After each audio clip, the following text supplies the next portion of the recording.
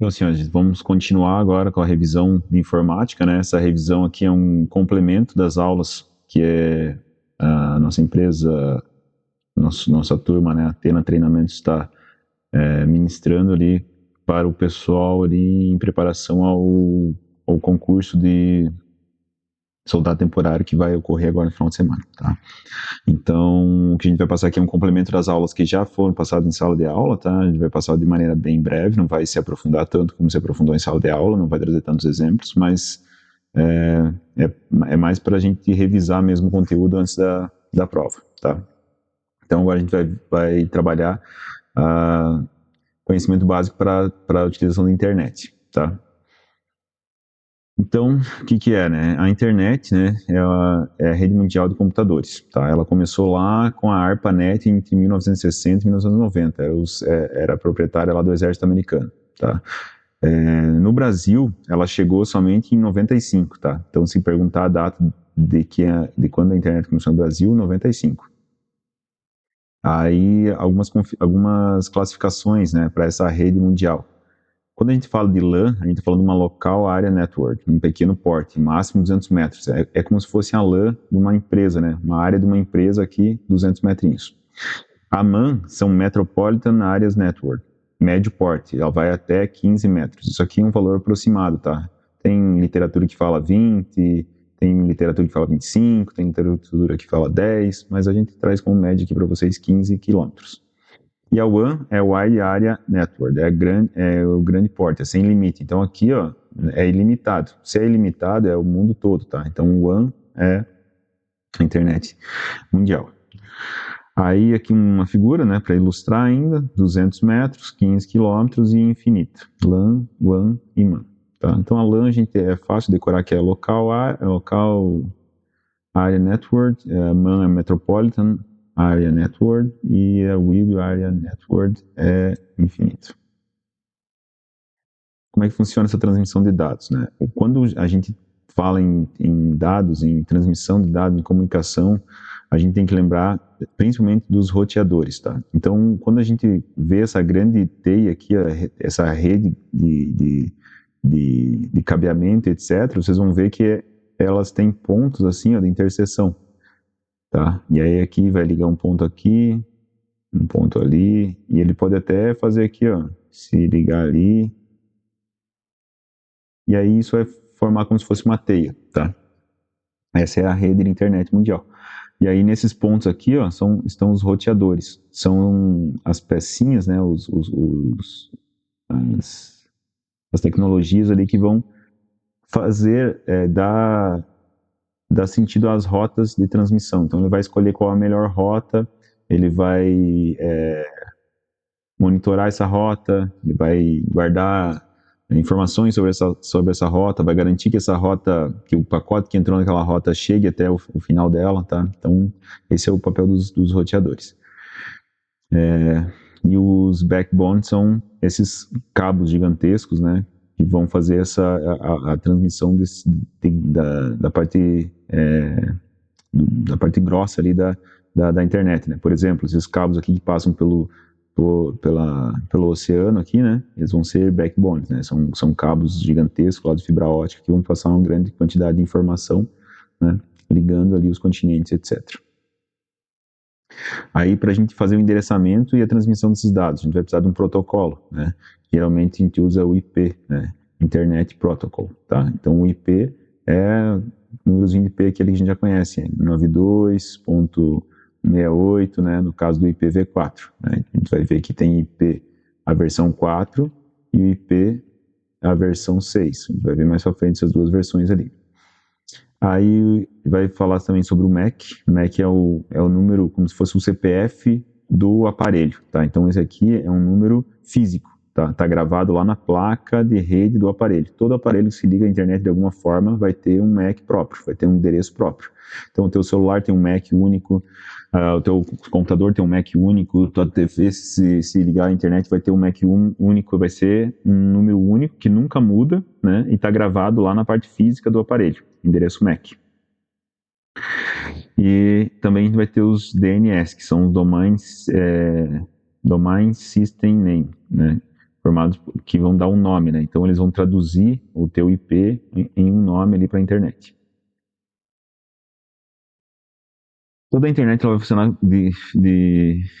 como cliente-servidor, tá? Então o cliente vai ser o teu computador ali e ele vai requisitar serviços lá a um servidor através da internet, tá? Aí o servidor vai prestar um serviço e vai devolver esse serviço para vocês pela internet, tá? Então quando eu estou mandando uma mensagem no WhatsApp, eu mando a mensagem, ela cai lá na internet, entra no servidor do WhatsApp. Aí o servidor do WhatsApp processa aquilo ali, encaminha para outra pessoa, devolve essa mensagem para a internet, que devolve lá para o usuário, para quem mandei a mensagem. Tá? Então, quando a gente trabalha na internet, a gente tem que ter sempre essa mentalidade, de que o nosso computador manda pela internet para o servidor faz o serviço, manda pela internet para o cliente, devolve para você, ou manda para quem você queria enviar aquela informação. Então, o cliente faz uma requisição, que inicia pela comunicação, e o servidor presta o serviço, né? O servidor web, servidor e-mail, ou FTP, servidor de chat, né? Tem vários tipos de servidores aí nesse sentido. E aí, falando sobre o protocolo, tá? A gente, como eu já tinha adiantado, a gente tem o protocolo IPv4 e IPv6. No IPv4, a gente tem capacidade para 32 bits, tá? Ou seja, eles vão conter 4 octetos entre 0 e 255. Então, vão ser, por exemplo, um endereço, né? 255.255.255.0, tá? Então, esses são 4 octetos, tá? Por que octetos, né? Porque aqui vai ser um bit, né? Então, pode ser um número ou outro. Então, é considerado o octeto, né? 2 na 32. E aí esses octetos são divididos por pontos, tá? Então 255.255. Só que chegou um momento que esse protocolo IPv4 aqui, ó, ele ficou obsoleto, né? Você imagina que hoje em dia, olha o tanto de aparelho, tem pessoas que têm 2 celular, 3 celular, tem a geladeira, tem o ar-condicionado, tem a Alexia, tem o computador, tem o carro, tudo se liga à internet. E aí cada um deles tem que ter um endereço IP diferente do outro. E aí chegou um momento que esse IPv4 aqui, ó, não estava dando conta mais. Ele já não conseguia dar mais endereços suficientes para todos os equipamentos que você precisava endereçar. E aí, então, foi iniciado o projeto ali do IPv6, tá? Só que o IPv6, em vez de 32 bits, ele tem capacidade para 128 bits. Ele usa o hexadecimal. Então, ele não usa apenas o binário lá como o IPv4. Aqui a gente vai ter numeração hexadecimal. Então, ele vai do 0 ao 9 e do A ao F, misturando letras e números. Semelhante como é a placa, por exemplo, dos carros e das motos hoje em dia, tá? Ele é dividido por 2 pontos, não é por um ponto só, por 2 pontos, e a capacidade dele é de 2 na 128, então nota que subiu bastante, né? Aqui era 2 na 32, ele subiu para 2 na 28, a capacidade de endereçamento dele, tá? E aqui a gente tem alguns exemplos, tá? Então, você vai ter lá até 4 números por intervalo, né? Um exemplo, né, possível que poderia ser o 31, 2.AFF2, 2.39, 2.FFC1, né? E aí, então, aqui a gente tem que ter 1, 2, 3, 4, 5, 6, 7, 8, né? São hexadecimais. 8 hexadecimais, tá? Então, cada 2 pontos aqui separa um número. Só que assim, ó, quando eu tiver 0, né, vocês concordam que eu não preciso ficar escrevendo do 0, 2.0, 2.0, 2.0. Eu posso ir lá e simplificar isso. E aí, o modo de simplificar isso é botando um 2 pontos junto com 2 pontos aqui, ó.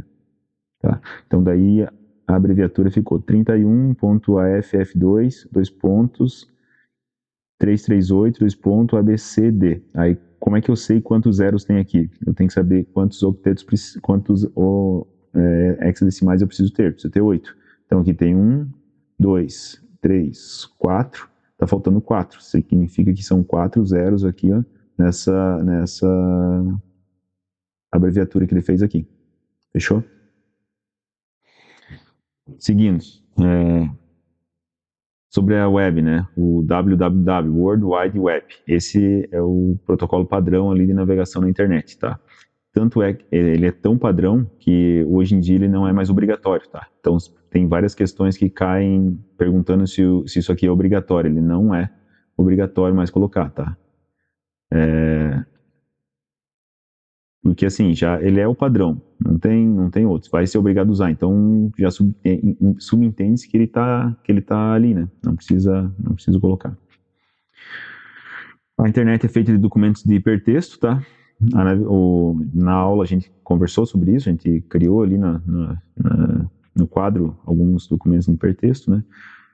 O navegador de internet, o browser, né? É o que vai fazer com que você consiga navegar entre esses documentos, tá? Só tem que cuidar, porque aqui, ó, no Brasil, tá? A gente entende como navegar na internet. Então, o aplicativo, né, Internet Explorer, Firefox, Edge, Chrome, que você usa para acessar a internet, a gente chama de navegador, porque a gente entende que a gente está navegando pelas páginas da internet. E aí a tradução em inglês é um pouquinho diferente, que é browser, tá? Browser significa folhear, como se eu estivesse folheando uma revista. Então, os americanos, eles entendem que a internet é uma revista e você está folheando, né? Está fazendo browser, folheando a revista ali para acessar as diversas páginas dela. Essas páginas são ligadas por hiperlink, então um hiperlink pode te mandar para uma outra página e essas páginas são identificadas por URL, tá? Então, para você ser identificado na internet, você tem que estar lá, você tem que ter uma URL lá, te dando um endereço lá, como se fosse o teu endereço dentro da internet. A gente vai falar um pouquinho sobre a URL aqui. Ó. Na URL, né, a gente tem algumas coisas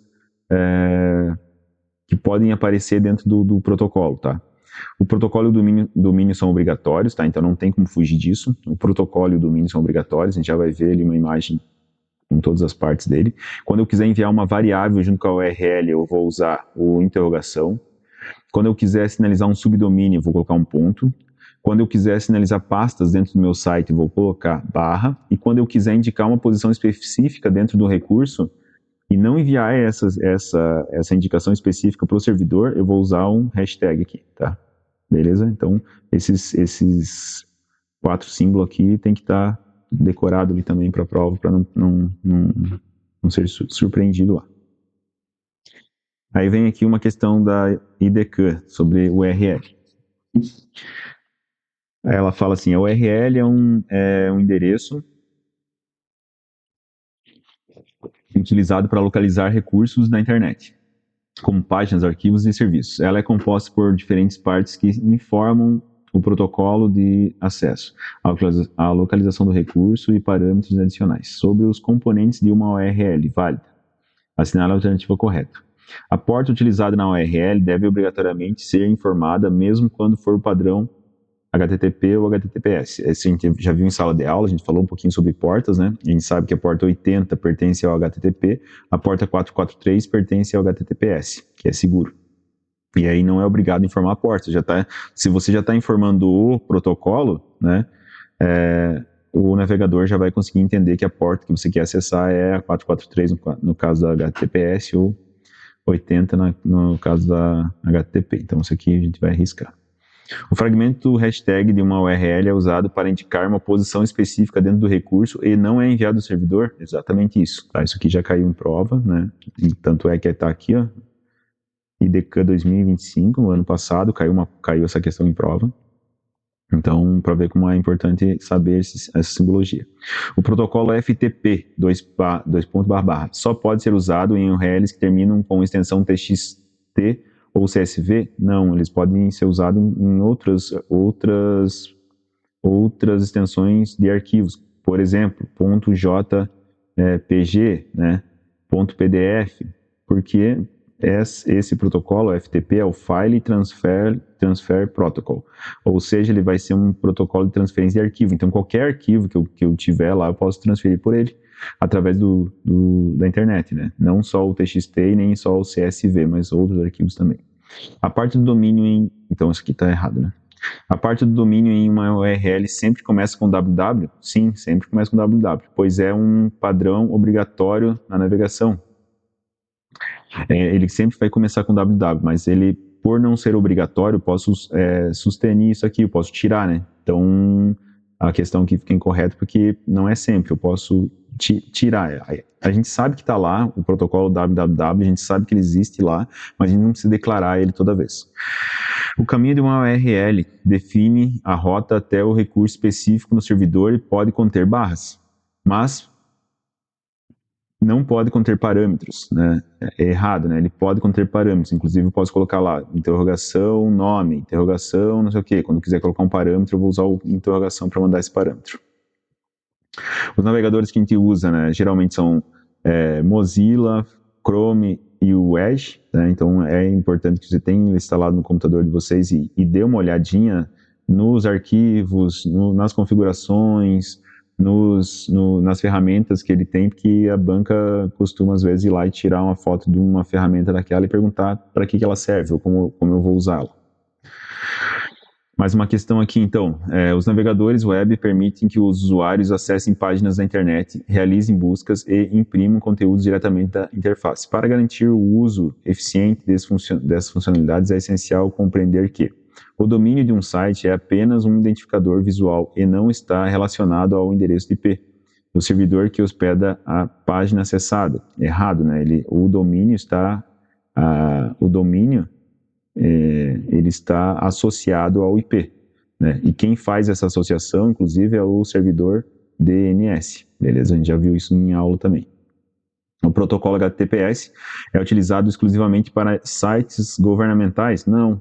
Qualquer um pode usar o HTTPS, né? Ele é um protocolo de segurança usado na internet, né, através da porta 443. A barra de endereços de um navegador aceita apenas URLs digitadas manualmente? Não, você pode ir lá e copiar uma URL e colar lá que vai funcionar. Inclusive, você pode fazer cópia, por exemplo, se estiver no Chrome, você pode colocar lá, sei lá, você quer pesquisar sobre bolo, você escreve bolo, dá um enter, não precisa nem ser um endereço, né? Ele já vai fazer direto o entendimento de que aquilo lá tem que ir para o motor de busca e já vai fazer uma busca na internet e apresentar vários resultados para você. A impressão de páginas da web pode ser ajustada diretamente no navegador, permitindo a exclusão de elementos desnecessários como anúncios, rodapés, dependendo das configurações disponíveis. Parece que sim, né? Vamos ver o último aqui para eliminar. Os hiperlinks utilizados em páginas da web podem ser apenas do tipo absoluto? Não precisa ser todo tipo absoluto. Exigindo a especificação, não precisa. Então é D mesmo, resposta correta. Os navegadores, né? Já perceberam que quando você está usando o navegador, você consegue abrir várias abas ali? Então é interessante saber o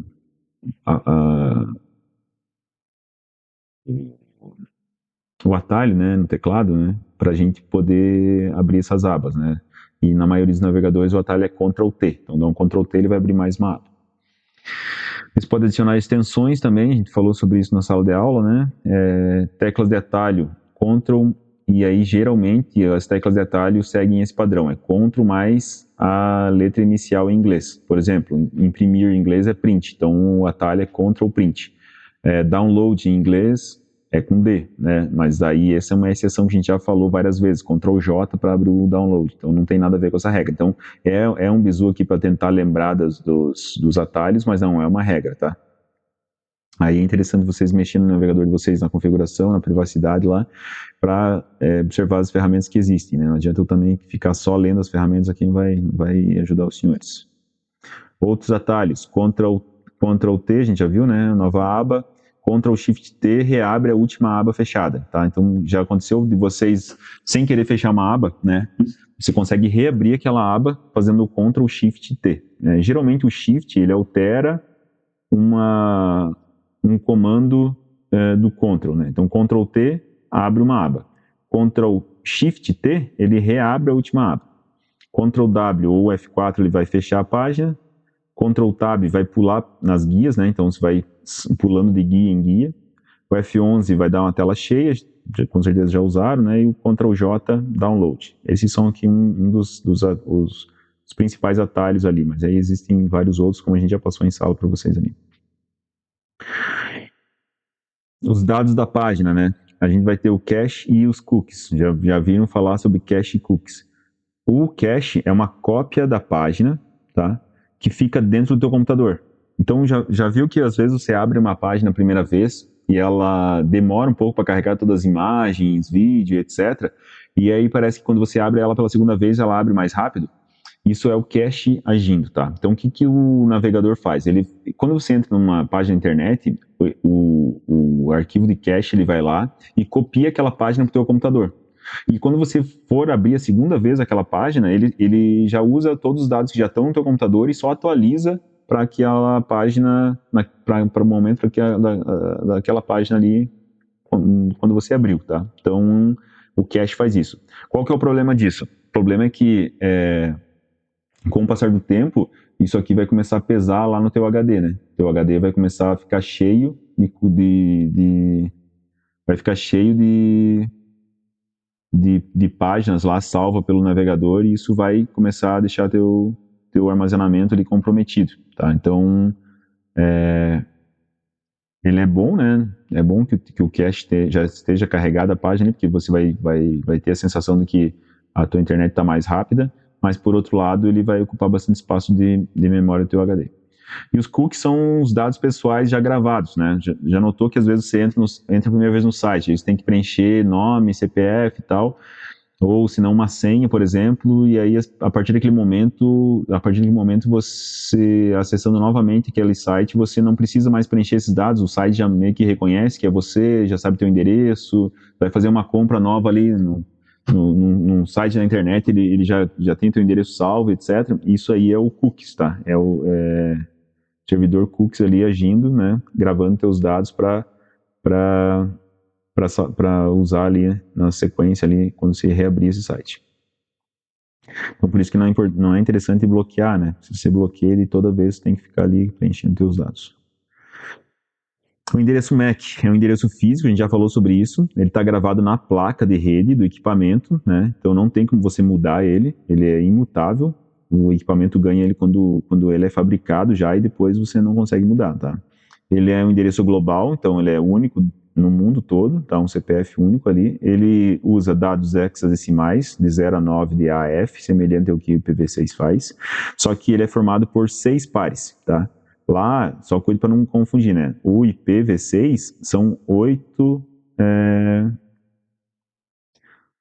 hexadecimais. Aqui são 6 pares, né? Dividido por 2 pontos, tá? Então, um exemplo é 5, 22, 01, FF, 44, 1, tá?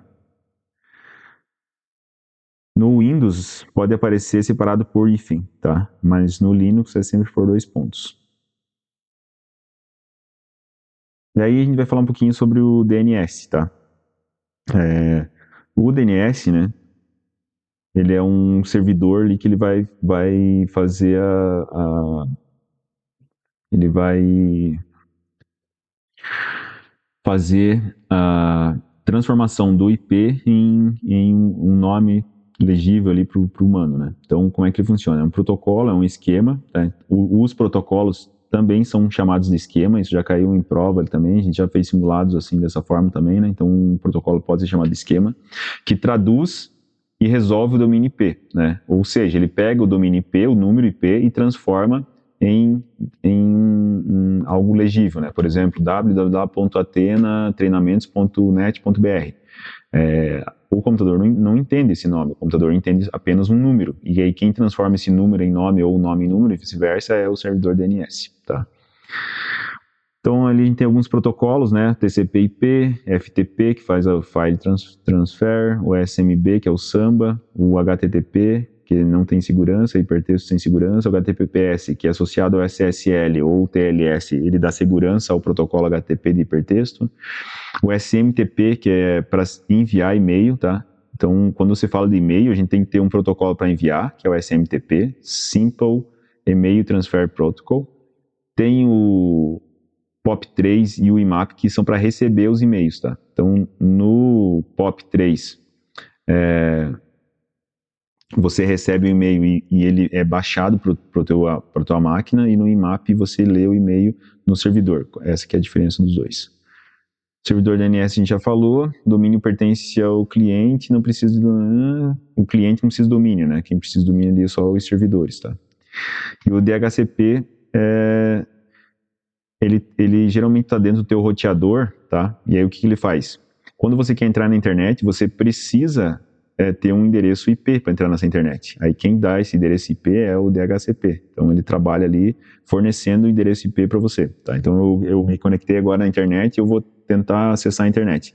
Eu obrigatoriamente vou receber um IP aqui do DHCP. E esse IP vai ser associado ao meu endereço MAC, que esse é imutável, né? Se o MAC aqui é o da minha placa, não vai ter que mudar. E aí, para cada vez que eu entrar na internet, o roteador vai vir e vai me dizer, ó, esse endereço MAC agora tem tal endereço IP. Aí daqui a meia hora eu desconecto e volto para a internet e ele vai me dar um outro endereço IP. Mas vai sempre ser associado ao MAC, que é imutável. Aí uma questão sobre DNS, né?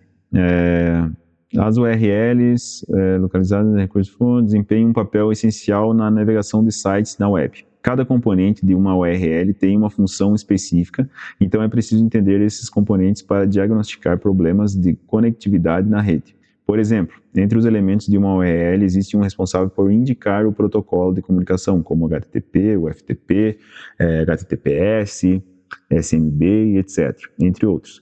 Desta forma, marque o item de uma URL que é responsável por identificar o tipo de recurso ou protocolo usado para acessar o conteúdo de um site. Aí a gente viu lá que o protocolo, né, na verdade ele falou que é o protocolo, né, só que ele quer saber,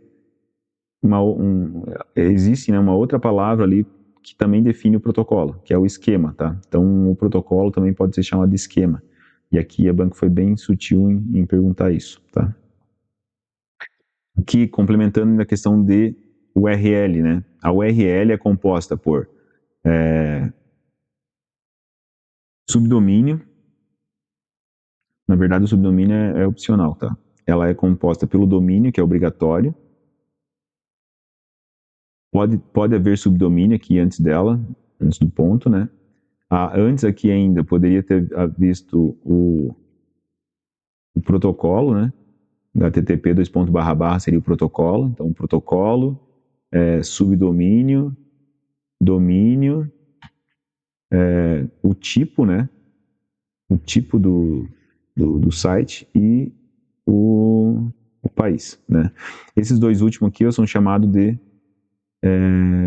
elementos de topo, tá?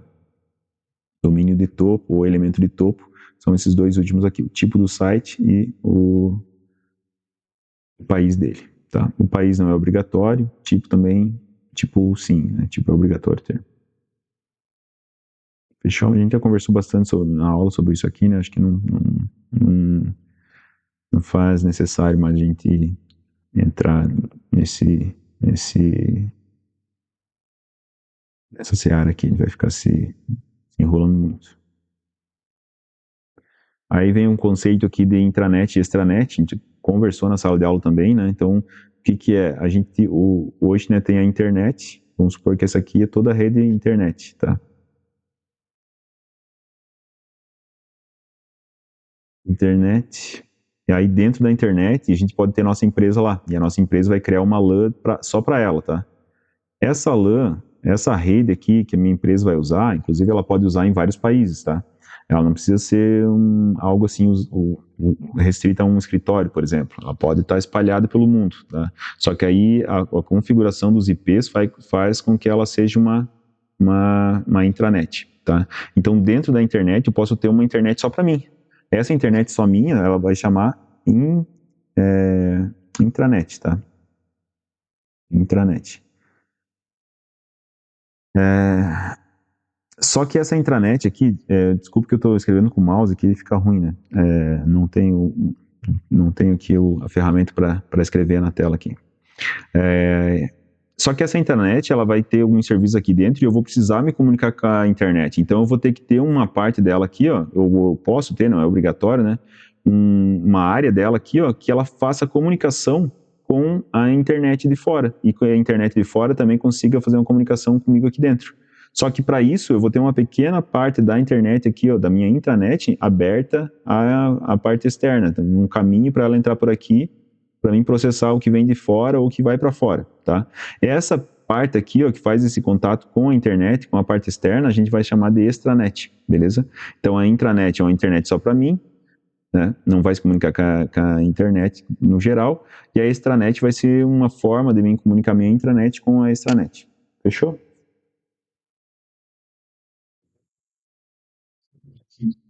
Considerando as definições de intranet e extranet, é correto afirmar que a principal diferença entre os dois termos é o fato de a intranet é acessível apenas por usuários internos de uma organização, certo?